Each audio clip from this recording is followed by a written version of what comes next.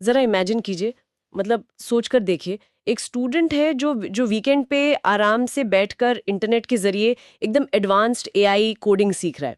दुनिया भर के डेवलपर्स के साथ वो रियल टाइम में काम कर रहा है। हाँ बिल्कुल, आज के टाइम में ये बहुत नॉर्मल है। राइट। लेकिन फिर मंडे सुबह जब वो अपनी यूनिवर्सिटी जाता है तो उसे इस बात पे जज किया जाता है कि उसने 1998 की 1998 में छपी किसी किताब की परिभाषाओं को कितनी अच्छी तरह रट्टा मारा है।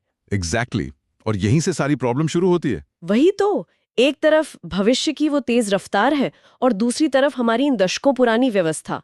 और इन दोनों के टकराने से जो एक फ्रिक्शन या घर्षण पैदा होता है ना, उसे हम अक्सर पीढ़ियों का अंतर या कह लें कि युवाओं की विद्रोही सोच मान लेते हैं, जो कि सच नहीं है। बिल्कुल सच नहीं है।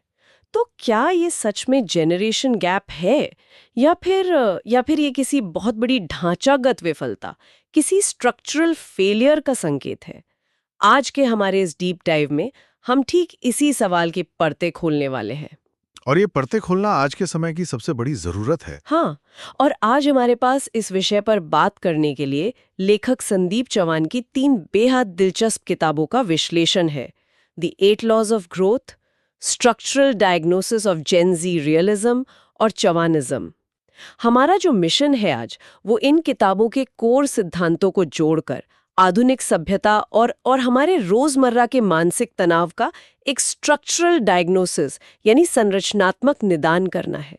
तो चलिए इस पूरी चीज को डिकोड करते हैं, क्योंकि ये स्रोत हमारी ग्रोथ और सफलता की उन सारी धारणाओं को पलट कर रख देते हैं जिन्हें हम सच मानकर जी रहे हैं। सच कहूं तो ये जो आज की हमारी चर्चा है ना, ये इसलिए भी बहुत बहुत क्रिटिकल हो जाती है क्योंकि हम सब एक ऐसे दौर से गुजर रहे हैं जहां जहां हर इंसान एक अजीब सी बेचैनी महसूस कर रहा है। मतलब रात के 2 बजे हम स्क्रीन स्क्रॉल कर रहे होते हैं, हाँ, बिल्कुल थके हुए। एकदम थके हुए, लेकिन फिर भी दिमाग में वो फोमो रहता है, कुछ मिस हो जाने का डर बना रहता है। और हम अक्सर इस तनाव को ना अपनी एक व्यक्तिगत विफलता मान लेते हैं। राइट, हमें लगता है कि हमारे अंदर ही कोई कमी है, हम ही कुछ गलत कर रहे हैं। एग्जैक्टली लेकिन जब हम इन स्रोतों का गहराई से अध्ययन करते हैं, वहां की किताबों को देखते हैं, तो एक बहुत ही एनालिटिकल, एक विश्लेषणात्मक नजरिया सामने आता है। ये किताबें हमें बताती हैं कि हमारी ज्यादातर चिंताएं सिर्फ हमारी नहीं है, वो उन सिस्टम्स की देन है जिनके बीच हम फंसे हुए हैं। ये पूरा का पूरा मनोविज्ञान और सिस्टम डिजाइन का एक बहुत ही सटीक विज्ञान है। तो इस सिस्टम को समझने की शुरुआत आखिर कहाँ से की जाए? मैं पढ़ रही थी और स्रोत सामग्री ये पॉइंट बहुत ही स्पष्ट रूप से उठाती है कि इंसान दुनिया को देखने के लिए हमेशा 2 चरम सीमाओं एक्सट्रीम्स के बीच झूलता रहता है। हाँ, ब्लैक एंड व्हाइट में सोचने की आदत है हमारी। बिल्कुल, या तो हम ये मान लेते हैं कि जो कुछ भी हो रहा है वो किसी डिवाइन डिजाइन या दैवी योजना का हिस्सा है जिसकी कोई ना कोई मंजिल पहले से तय है। सही बात है। या फिर हम इसके बिल्कुल उलट चले जाते हैं और मानते हैं कि ये सब महज एक रैंडम एक्सीडेंट या अंधी दुर्घटना है जिसका कोई मतलब ही नहीं है। और हमें ये भी समझना होगा कि हम इन 2 एक्सट्रीम्स को चुनते क्यों हैं। देखिए, ये हमारे दिमाग का एक डिफेंस मैकेनिज्म है। ये दोनों ही जो विचार है ना, ये हमारे कंधों से अनिश्चितता का, अनसर्टेनिटी का बोझ उतार देते हैं। अच्छा, वो कैसे? राइट, एक सेफ्टी नेट फील होता है। हाँ, और दूसरी तरफ अगर सब कुछ एक अंधी दुर्घटना है, तो फिर हमारे किसी भी फैसले का कोई मतलब ही नहीं रह जाता। हम हर तरह की जिम्मेदारी से पूरी तरह मुक्त हो जाते हैं। ओहो, मतलब अगर कुछ मायने ही नहीं रखता तो टेंशन किस बात की? एग्जैक्टली लेकिन चौहान अपनी किताब चौहानिज्म में इन दोनों ही विचारों को सिरे से खारिज कर देते हैं। वे कहते हैं कि जीवन इन दोनों में से कुछ भी नहीं है। जीवन वास्तव में इमर्जेंट कोहेरेंस है। Emergent coherence. सच कहूं तो मुझे ये टर्म थोड़ा भारी और कंफ्यूजिंग लग रहा है। थोड़ा टेक्निकल है, हाँ। मतलब आप कह रहे हैं कि जीवन कोई पहले से लिखी स्क्रिप्ट भी नहीं है, लेकिन ये पूरी तरह से रैंडम भी नहीं है। तो फिर ये उभरता हुआ सामंजस्य आखिर है क्या? इसे थोड़ा सिंपल तरीके से समझाते हैं। बिल्कुल, इसे ऐसे समझिए कि जब किसी भी सिस्टम पर उसकी बाहरी सीमाओं और अंदरूनी दबाव का असर पड़ता है ना, तो वो सिस्टम खुद को बचाए रखने के लिए अपने आप एक खास तरह का संतुलन या शेप ले लेता है। ओके। एक नदी के पानी को ही देख लीजिए। हाँ। पानी के बहने की कोई पहले से तय दैवी योजना तो नहीं होती ना। नहीं, जाहिर है। लेकिन जमीन का जो ढलान है, गुरुत्वाकर्षण है और किनारों की मिट्टी है, ये सब मिलकर उस पानी पर एक दबाव डालते हैं और उन लिमिट्स के भीतर पानी खुद ब खुद अपना एक रास्ता खोज लेता है। वाह, ये बहुत सुंदर है। इसी तरह जीवन भी कोई बाहर से थोपा गया जादू या चमत्कार नहीं है, और न ही ये कोई सांख्यिकी शोर है। ये बस लगातार बदलती हुई परिस्थितियों और सीमाओं के बीच खुद को बैलेंस करने की एक प्रक्रिया है। ओके, अब मुझे ये समझ आ रहा है। Let me try this. अगर मैं इसे एक एनालॉजी से जोड़ूं तो ये बिल्कुल मौसम के मिजाज जैसा है ना? हाँ, बिल्कुल कह सकते हैं। मतलब अगर हम बाहर से किसी बड़े तूफान को देखें तो वो पूरी तरह से बेकाबू, रहस्यमयी और डरावना लग सकता है। ऐसा लगता है जैसे प्रकृति कोई कहर बरपा रही है। एकदम सही। लेकिन अगर हम उस तूफान के पीछे के थर्मोडायनामिक नियमों को समझ लें, जैसे हवा का दबाव क्या है, तापमान, नमी, तो हम जान जाते हैं कि ये तूफान क्यों उठा है। डर इसलिए नहीं है कि तूफान आ रहा है, डर इसलिए है क्योंकि हम उसे पढ़ नहीं पा रहे हैं। वाह, ये एक बहुत ही सटीक एनालॉजी है। जब हम जीवन को एक रहस्यमयी ड्रामा मानना छोड़ देते हैं ना, तो जीवन की हलचल या जिसे हम टर्बुलेंस कहते हैं, वो कोई डरावना रहस्य नहीं रह जाती। वो पठनीय हो जाती है। बिल्कुल, वो रीडेबल बन जाती है। हम उसे एक सिस्टम के रूप में देख सकते हैं। और देखिए, जब कोई चीज समझी जा सकती है तो उससे जुड़ा वो पुराना, वो एक अलौकिक डर अपने आप खत्म हो जाता है। तब हम समस्याओं को सुलझाने के लिए किसी चमत्कार का इंतजार नहीं करते, बल्कि सिस्टम के रूल्स का इस्तेमाल करते हैं। ये बहुत ही एम्पावरिंग विचार है। लेकिन यहाँ मेरे दिमाग में एक बहुत बड़ा सवाल आ रहा है। पूछिए। अगर ये जीवन, ये जो पूरा सिस्टम है, इतना ही रीडेबल या पठनीय है, तो फिर आज के समाज में हर तरफ इतनी बेचैनी क्यों है? मतलब अगर हम चीजों को समझ सकते हैं तो फिर हर कोई इतना भटका हुआ, इतना स्ट्रेस्ड आउट क्यों महसूस कर रहा है? इसका जवाब ना structural diagnosis of G realism में बहुत ही गहराई से दिया गया है। और इसका कारण हमारी अलग अलग रफ्तार से भागती हुई दुनिया में छुपा है। अलग अलग रफ्तार? हाँ, आज हमारी जो तकनीक है, इंटरनेट कल्चर है, डिजिटल कम्युनिकेशन है, ये सब फास्ट टाइम में चल रहे हैं। मतलब बहुत तेज गति। चीजें रातों रात बदल जाती हैं। सही बात है। आज एक ट्रेंड आता है, कल गायब हो जाता है। एग्जैक्टली। लेकिन हमारी जो संस्थाएं हैं, जैसे हमारी एजुकेशन सिस्टम, हमारे कानून बनाने की जो पूरी प्रक्रिया है, कॉर्पोरेट के पदानुक्रम और हमारा पूरा इकोनॉमिक ढांचा, ये सब स्लो टाइम या धीमी गति में विकसित होते हैं। और किसी भी संस्थाओं को स्थिर रहने के लिए स्वाभाविक रूप से धीमा होना ही पड़ता है। ओह, और यहीं पर वो कोडिंग वाले छात्र का उदाहरण फिट बैठता है जो हमने शुरू में दिया था। बिल्कुल वहीं पर। यानी हम 2026 की तकनीक और एक्सपेक्टेशंस के साथ जी रहे हैं, लेकिन हमें जिन संस्थाओं के भीतर अपना करियर बनाना है, काम करना है, वे आज भी 1990 के दशक के नियमों पर रेंग रही हैं। क्या इसी बेमेल स्थिति को स्रोतों में स्ट्रक्चरल लैग या संरचनात्मक अंतराल कहा गया है? एकदम 100% सच। और इस स्ट्रक्चरल लैग को समझना बहुत बहुत जरूरी है। हम अक्सर जेन जी को या आज के युवाओं को ये कहकर खारिज कर देते हैं कि क्या इनमें तो धैर्य ही नहीं है, ये बहुत जल्दी बोर हो जाते हैं, या ये टिककर काम नहीं करना चाहते। हाँ, ये तो हर घर में, हर ऑफिस में सुनने को मिलता है। समस्या है ही नहीं जी। चौहान इसे एनवायरनमेंट फेज का डायग्नोसिस कहते हैं। Environment phase? हाँ, जरा सोचिए, एक युवा जो दिन भर में अपने फोन पर सैकड़ों ग्लोबल ट्रेंड्स को प्रोसेस करता है, जब वो एक धीमे कॉर्पोरेट सिस्टम में जाता है जहां एक छोटे से अप्रूवल के लिए 3 हफ्ते और 10-10 ईमेल लगते हैं, तो जाहिर है वो परेशान हो जाएगा। पर वो फ्रस्ट्रेट हो जाएगा। बिल्कुल। वो युवा कोई विद्रोही नहीं है, वो बस एक साथ कई अलग अलग टाइमलाइंस के आपस में टकराने का शिकार है। ये पॉइंट बहुत वैलिड है, लेकिन मैं यहाँ थोड़ा डेविल्स एडवोकेट बनना चाहूंगी। श्योर, बताइए। मान लेते हैं कि हमारी संस्थाएं धीमी हैं, लेकिन आज हमारे पास पहले से कहीं ज्यादा इन्फॉर्मेशन है। हम दुनिया के हर कोने से जुड़े हुए हैं। तो फिर समाज में इतनी भ्रांति और इतना कंफ्यूजन क्यों है? हर इंसान इंटरनेट पर इतना कॉन्फिडेंट, इतना निश्चित क्यों नजर आता है, जबकि असल में किसी को भी पूरी तस्वीर का पता नहीं होता? ये बहुत ही ब्रिलियंट ऑब्जर्वेशन है। और इस परिघटना को चौहान साझा क्षेत्र अज्ञानता या शेयर्ड फील्ड इग्नोरेंस का नाम देते हैं। Shared field ignorance? हाँ, देखिए, इंफॉर्मेशन यानी सूचना और समझ, ये दोनों बहुत अलग अलग चीजें हैं। आज सोशल मीडिया या डिजिटल फील्ड के कारण कोई भी सूचना पल भर में जंगल की आग की तरह फैल जाती है, रातों रात वायरल हो जाती है। बिल्कुल। और हम सब उस सूचना को एक साथ एक ही वक्त पर देख रहे होते हैं। लेकिन प्रॉब्लम यह है कि हमारा मानव मस्तिष्क, हमारा दिमाग कैसे काम करता है। अच्छा। किसी भी नई सूचना का विश्लेषण करने, उसे गहराई से समझने और उसे अपने ज्ञान के साथ आत्मसात यानी इंटीग्रेट करने में समय लगता है। तो मतलब जानकारी हमारे दिमाग की प्रोसेसिंग स्पीड से ज्यादा तेज भाग रही है। एग्जैक्टली। क्रिटिकल थिंकिंग के लिए ना एक स्लो कॉग्निटिव प्रोसेसिंग की जरूरत होती है। आपको समय चाहिए सोचने के लिए, लेकिन सोशल मीडिया तो सीधा हमारी भावनाओं को ट्रिगर करता है, जिससे हम तुरंत रिफ्लेक्स एक्शन में आ जाते हैं। बिना सोचे समझे बस रिएक्ट करते हैं। हाँ, और जब जानकारी के फैलने की गति हमारे इंटीग्रेशन की गति को पार कर जाती है, तो पूरा समाज गहराई से समझे बिना ही बस प्रतिक्रिया देने लगता है।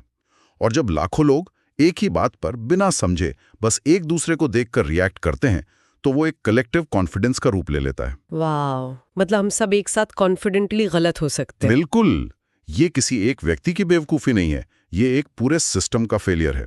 और यही वो चीज़ है जो पूरे समाज में एक एम्बिएंट स्ट्रेस, यानी एक बैकग्राउंड नॉइज की तरह लगातार चलने वाला तनाव पैदा करती है। ये बहुत ही डरावना है अगर आप गहराई से सोचें तो, क्योंकि इस तनाव और इस संरचनात्मक अंतराल से निपटने के लिए हमारी सहज मानवीय प्रतिक्रिया क्या होती है?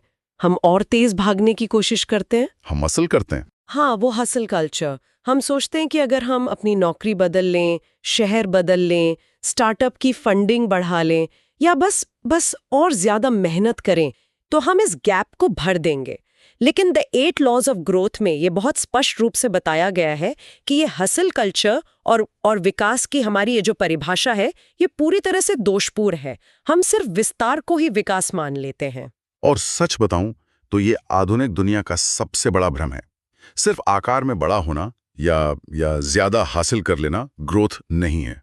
ज्यादा रेवेन्यू, ज्यादा फॉलोअर्स, ज्यादा जिम्मेदारियां, ये सब सिर्फ एक्सपेंशन है, विस्तार है। ओके। समस्या तब शुरू होती है जब आप अपनी अंदरूनी क्षमता, अपनी जो कैपेबिलिटी है, उसको बढ़ाए बिना सिर्फ विजिबिलिटी या दिखावे के लिए विस्तार करते चले जाते हैं। इसे ही स्रोतों में कियोस ट्रैप या अराजकता का जाल कहा गया है। रुके, यहाँ पर मुझे एक डाउट है। अगर मैं मान लीजिए मैं एक बिजनेस चलाती हूँ या अपने करियर में हूँ और मैं लगातार आगे नहीं बढ़ती, नया बाजार नहीं खोजती, तो मैं तो पीछे छूट जाऊंगी ना। फिर एक्सपेंशन करना, आगे बढ़ना एक जाल या ट्रैप कैसे हो सकता है? देखिए, एक्सपेंशन या विस्तार अपने आप में बुरा नहीं है, लेकिन बिना बुनियादी ढांचे के, बिना फाउंडेशन के विस्तार करना एक जाल है। अच्छा। जब आप बिना किसी समाधान या कह लें रेजोल्यूशन के आगे बढ़ते हैं, तो आप दरअसल अपनी फ्यूचर की स्टेबिलिटी से, भविष्य की स्थिरता से उधार ले रहे होते हैं। आप एक स्ट्रक्चरल डेट या संरचनात्मक ऋण जमा कर रहे होते हैं। कर्जा ले रहे हैं अपनी ही स्थिरता से। बिल्कुल। मान लीजिए आपने बिना कोई नई स्किल सीखे एक बहुत बड़ी पोजीशन ले ली, या किसी स्टार्टअप ने बिना अपना प्रोडक्ट ठीक किए लाखों डॉलर की मार्केटिंग कर दी। हाँ, ऐसा तो रोज देखने को मिलता है। तो क्या हुआ? आपने बाहर से तो विस्तार कर लिया, लेकिन अंदर का जो स्ट्रेस है, तनाव है, वो कई गुना बढ़ दिया। फिर एक दिन जब बाजार में कोई छोटा सा भी बदलाव आता है, तो सब कुछ चरमरा जाता है, बिखर जाता है। और लोग कहते हैं कि अरे अचानक फेल हो गया। एग्जैक्टली। लोग इसे अचानक आई विफलता मान लेते हैं, जबकि ये सिर्फ उन अनसुलझी समस्याओं का, उन प्रॉब्लम्स का संचय है जिन्हें विकास के नाम पर सालों तक इग्नोर किया गया था। मुझे ये बिल्कुल एक इमारत के निर्माण जैसा लग रहा है। मतलब मान लीजिए हम एक बिल्डिंग बना रहे हैं, लेकिन हमने उसकी नींव को मजबूत किए बिना ही उस पर 10 मंजिलें खड़ी कर दी। सही उदाहरण है। बाहर से देखने वाले लोग तो तालियां बजाएंगे, कहेंगे वाह क्या बात है, कितनी तेजी से ग्रोथ हो रही है। लेकिन जो व्यक्ति उस इमारत के अंदर है, उसे पता है कि उसने एक बहुत बहुत बड़ा जोखिम खड़ा कर दिया है। नींव पर जो वो दबाव पड़ रहा है, वही वो स्ट्रक्चरल डेट है ना। बिल्कुल वही है। हवा का एक तेज झोंका आएगा और वो इस पूरी की पूरी इमारत ढह सकती है। मतलब बिना रेजोल्यूशन के किया गया हर विस्तार उस सिस्टम को और भी कमजोर या फ्रेजाइल बनाता है। एकदम perfect analogy. The 8 laws of growth में टॉलरेंस और कैपेसिटी की ठीक यही बात समझाई गई है। असली विकास का मतलब ये नहीं है कि आपकी इमारत कितनी ऊंची है। असली विकास ये है कि वो इमारत बिना अपनी स्थिरता खोए, बिना टूटे, कितने तूफान सह सकती है। वाह। विकास का सीधा संबंध हमारी जटिलताओं को सुलझाने की क्षमता से, ना कि सिर्फ आग बंद करके अपना आकार बढ़ाने से। तो अगर सिर्फ अंधाधुंध भागना और विस्तार करना एक जाल है, तो फिर इस इतनी कॉम्प्लेक्स और तेज दुनिया में इंसान जिंदा कैसे रहे? मतलब हम इस एम्बिएंट स्ट्रेस को कैसे हैंडल करें? इसके लिए हमें चावानिज्म की तरफ देखना होगा। उसमें आंतरिक मनोविज्ञान पर बहुत गहराई से बात की गई है। आप खुद सोचिए, अक्सर हमारी पहली प्रतिक्रिया क्या होती है जब हम तनाव में होते हैं? हम अपने डर, अपनी चिंता या गुस्से को पूरी तरह से दबाने की कोशिश करते हैं, उसे कंट्रोल करने की कोशिश करते हैं। हाँ, हम सोचते हैं कि एक मजबूत इंसान तो वही है जो अपनी भावनाओं पर पूरी तरह काबू रखे। बिल्कुल, रोना नहीं है, घबराना नहीं है। लेकिन सिस्टम्स की नजर से देखें तो यही कठोर नियंत्रण ही हमारी सबसे बड़ी गलती है। अच्छा। जब आप किसी प्राकृतिक हलचल या अपनी किसी भावना को बलपूर्वक फोर्सफुली दबाते हैं तो आप उस सिस्टम ने एक डेल्टा पैदा करते हैं, मतलब एक बड़ा विचलन। ओके। भावनाओं को दबाना बिल्कुल एक स्प्रिंग को जोर से दबाने जैसा है। ओहो, समझ रही हूँ। आप जितना उसे कंट्रोल करेंगे उसमें ऑसिलेशन या जो उतार चढ़ाव है उतना ही हिंसक हो जाएगा, और जब वो स्प्रिंग छूटेगा ना तो बहुत ज्यादा नुकसान करेगा। कठोर नियंत्रण कभी भी स्थिरता नहीं लाता। तो फिर इसका ऑल्टरनेटिव क्या है, विकल्प क्या है? अगर हम कंट्रोल नहीं करेंगे तो क्या हम बस अपनी भावनाओं के आगे घुटने टेक दे, बह जाएं उनके साथ? नहीं, घुटने नहीं टेकने हैं। विकल्प है अवेयरनेस या जागरूकता और लगातार पुनर्गठन। चौहान इसे अपना 9वां नियम बताते हैं, स्ट्रक्चरल इंटेलिजेंस। Structural intelligence. हाँ, इसका सीधा सा मतलब है सिस्टम में आ रहे शुरुआती सिग्नल्स को, उन संकेतों को पहचानना। जब हम किसी चीज को कठोरता से कंट्रोल करने की बजाय छोटे छोटे फ्रिक्शन या घर्षण को महसूस करके तुरंत छोटे छोटे सुधार करते हैं ना, तो हम उस बड़े ऑसिलेशन को, उस बड़े झटके को रोक लेते हैं। Okay, let me test my understanding here. क्या ये कुछ वैसा ही है, लाइक जैसे मॉनसून के समय किसी बहुत ही कीचड़ भरे रास्ते पर चलना? हाँ, बताइए कैसे? अगर मैं उस फिसलन भरे रास्ते पर डर कर एकदम एक ही जगह खड़ी हो जाऊं, मतलब कंट्रोल कर लूं खुद को, तो मैं कीचड़ में धंस जाऊंगी। बिल्कुल। और अगर मैं उस फ्रिक्शन को इग्नोर करके अंधाधुंध भागने की कोशिश करूं तो मैं बुरी तरह फिसल कर गिरूंगी और अपनी हड्डियां तोड़वा बैठूंगी। हाँ, एकदम सही। तो वहां स्थिरता का मतलब ना तो रुकना है और न ही भागना। स्थिरता का मतलब है चलते रहना, लेकिन हर एक कदम के साथ लगातार अपना भार संतुलित करना। जैसे ही मुझे लगता है कि मेरा एक पैर थोड़ा फिसल रहा है, मैं तुरंत अपना वेट रीडिस्ट्रीब्यूट करती हूँ, थोड़ा भार दूसरी तरफ डाल लेती हूँ। क्या यही स्ट्रक्चरल इंटेलिजेंस है? हाँ, ये कीचड़ वाले रास्ते की एनालॉजी बिल्कुल सटीक है। स्थिरता ना कोई एक फिक्स्ड पोजीशन नहीं है कि आप एक जगह जम गए। ये लगातार खुद को एडजस्ट करने की एक प्रोसेस है। राइट। जब आप कीचड़ में फिसलते हैं तो आप उस घर्षण से लड़ते नहीं हैं, आप उस सिग्नल का इस्तेमाल अपनी पोजीशन को सुधारने के लिए करते हैं। और यहीं से इन स्रोतों की सबसे गहरी जो दार्शनिक बात है वो निकल कर आती है, न्यूनतम नुकसान अधिकतम स्पष्टता। Minimal harm maximum clarity, ethics of clarity. इसे थोड़ा और खोलकर बताइए प्लीज। पर आधारित थे। लोग इसलिए सही काम करते थे क्योंकि उन्हें लगता था कि कोई ब्रह्मांडीय सत्ता, कोई भगवान उन्हें सजा देगा। हाँ, पाप पुण्य का कंसेप्ट। बिल्कुल। लेकिन जब हम दुनिया को एक संरचना या एक सिस्टम के रूप में देखने लगते हैं तो हमारी नैतिकता पूरी तरह बदल जाती है। ये कोई उपदेश नहीं है, ये प्योर व्यावहारिकता है। मतलब प्रैक्टिकल अप्रोच है। हाँ, आप इसलिए किसी को नुकसान नहीं पहुंचाते या बेवजह का टकराव मोल नहीं लेते, क्योंकि आपको पता है कि हर नुकसान सिस्टम में एक फ्रिक्शन या घर्षण पैदा करता है, और वो घर्षण अंततः उस पूरे स्ट्रक्चर को कमजोर कर देता है जिसके आप खुद भी एक हिस्सा हैं। ओह, तो आप खुद का ही नुकसान कर रहे हैं इनमें। एग्जैक्टली। इसलिए सबसे तार्किक तरीका यही है कि हम पूरी स्पष्टता के साथ ऐसा व्यवहार करें जिससे पूरे सिस्टम में कम से कम नुकसान हो। ये बहुत ही लॉजिकल है, लेकिन अगर हम इस पूरी थ्योरी को मान लें, जहाँ कोई भव्य दैवीय योजना नहीं है, कोई ग्रैंड पर्पस नहीं है, तो क्या इससे एक अजीब सा खालीपन नहीं आ जाता? क्या जीवन पूरी तरह से अर्थहीन नहीं हो जाएगा? मतलब हम सुबह उठ के काम पर क्यों जाएं अगर कोई बड़ा मकसद ही नहीं है? ये बहुत ही वाजिब सवाल है, लेकिन अर्थहीनता का डर हमें सिर्फ तब सताता है जब हम ये मानकर बैठते हैं कि जीवन को किसी महान हॉलीवुड फिल्म जैसी एक ग्रैंड स्क्रिप्ट की जरूरत है। चौहान यहाँ बहुत ही सुंदर बात कहते हैं। वो कहते हैं कि कंटिन्यूटी यानी निरंतरता ही अपने आप में पर्याप्त है। कंटिन्यूटी ही काफी है। हाँ, इस ब्रह्मांड को हमें कोई सर्टिफिकेट देने की जरूरत नहीं है। जब आप इस जटिल संरचना के भीतर एक जागरूक इंसान होते हैं तो घर्षण को कम करना, अपनी बुद्धिमत्ता का उपयोग करके सिस्टम को बिना तोड़े बनाए रखना, यही सबसे बड़ा अर्थ है। हम अक्सर ना उस भव्य उद्देश्य की तलाश में वर्तमान की असली जिम्मेदारियों से दूर भागते रहते हैं। सच में हम हमेशा फ्यूचर में जीते हैं। बिल्कुल। लेकिन जब आप इस रीडेबल टर्बुलेंस को, इस पठनीय हलचल को स्वीकार कर लेते हैं तो आप इसी पल में यहीं पर पूरी तरह मौजूद रहना सीख जाते हैं। वाओ, ये वाकई नजरिए को पूरी तरह से बदल देने वाला विचार है। चलिए इस पूरी चर्चा के धागों को एक साथ पिरोते हैं। आज के इस गहरे विश्लेषण ने हमें कुछ बहुत ही बुनियादी बातों पर दोबारा सोचने को मजबूर किया है। डेफिनेटली। सबसे पहले तो यही कि यह हलचल भरा जीवन कोई डरावना रहस्य नहीं है, बल्कि एक ऐसी प्रक्रिया है जिसे पढ़ा जा सकता है, जिसे समझा जा सकता है। दूसरा, आज के युवाओं की जो बेचैनी है या जो एम्बियंट स्ट्रेस हम सब महसूस करते हैं, वो पीढ़ियों की समस्या नहीं है, बल्कि ये तेज तकनीक और धीमी संस्थाओं के बीच का एक स्ट्रक्चरल लैग है। और वो शेयर्ड फील्ड इग्नोरेंस। हाँ, सूचना तो एक क्लिक में फैल जाती है, लेकिन हमारा दिमाग उसे रातों रात आत्मसात नहीं कर सकता। बिल्कुल। और मेरा मानना है कि सबसे अहम सबक ये है कि हमें अंधाधुंध विस्तार और वास्तविक विकास के बीच का फर्क समझना ही होगा। नहीं है, अगर नींव में एक क्षमता नहीं है तो विस्तार सिर्फ एक संरचनात्मक ऋण है, एक स्ट्रक्चरल डेट है जो एक न एक दिन ढह जाएगा। इसलिए नियंत्रण की, वो सब कुछ कंट्रोल करने की जिद छोड़ने और कीचड़ भरे रास्ते पर लगातार अपना भार संतुलित करने की जरूरत है। बिल्कुल। हम अक्सर अपनी अंदरूनी घबराहट से भागने के लिए उस एक्सपेंशन को ही अपनी पहचान बना लेते हैं। तो इस पूरी चर्चा के बाद एक ऐसा विचार है जो हम सबको खुद से पूछना चाहिए, एक ऐसा सवाल जो शायद आपके फैसलों को हमेशा के लिए बदल दे। वो क्या है?